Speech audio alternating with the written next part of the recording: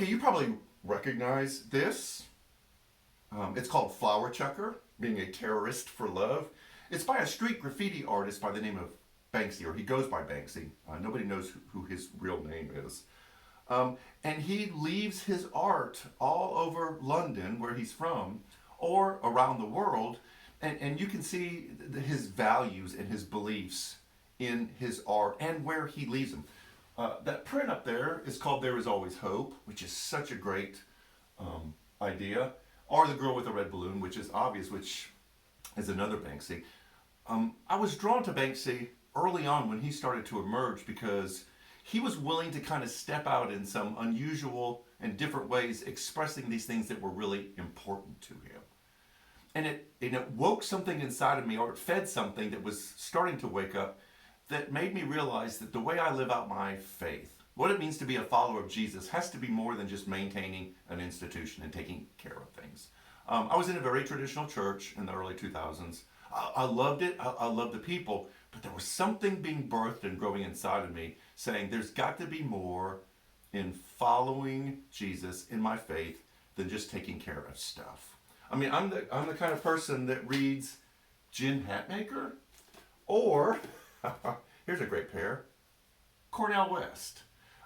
These people speak to me because there's something about the way they view how they live out their faith that I think Jesus meant when he came. So much so that there's a story, a parable that Jesus told that I think kind of paints a picture of this passionate life.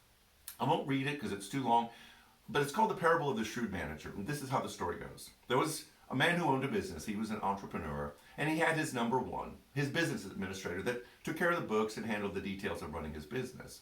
But he wasn't really happy with the job that he was doing. So he called him into his office and he said, I'm going to let you go in 2 weeks. This is your 2-week notice.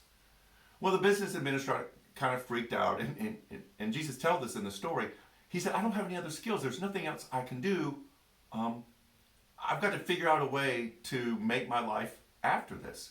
And so what he did is he called in all of the vendors who owed this business manager money or whatever, and he sat down with each one of them one at a time and said, what do you owe my boss, soon to be ex-boss? And they would say, I owe him 1,000 this or 500 this. And he cut it in half.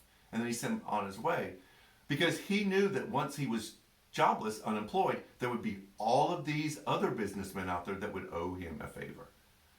And then Jesus said, go and be as shrewd as this man, which is so unsettling.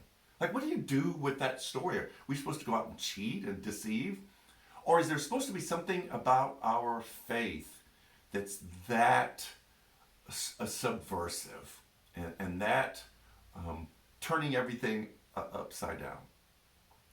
I've always wrestled with that story. I was drawn to these speakers and authors and to Banksy because I think that's the way our faith is supposed to be lived out. That's what the church is supposed to be about. And we turned it into taking care of things and protecting the institution rather than this radical, dangerous movement that is flipping everything upside down. So what does that mean for us during this lockdown period? I know that you're probably starting to get some cabin fever or have had it for a while, and you're looking for something that will feed that thing inside of you that says that life is supposed to be about making an impact, making a difference. Begin to formulate in your mind and feed that going, okay, what would that look like? Because we as a church are asking the same questions, and we're trying to figure out the same thing.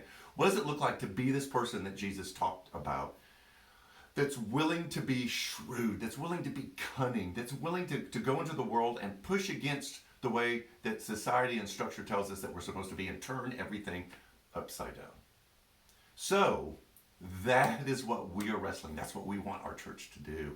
That's what we think it means to be a follower of Jesus. So we promise you as a church that we're going to look for ways to do that, to be radical, to be subversive, to do things differently. And we want you to join us. And this is going to be a journey. It's not just dumping a whole bunch of stuff at one time. So walk with us on this as we figure this out. Sunday we'll be live streaming again. We're starting a new series. Tammy and Stephanie will come on afterwards with children's thing. We have a lot of stuff going on online. We have the YouTube channels. Share that.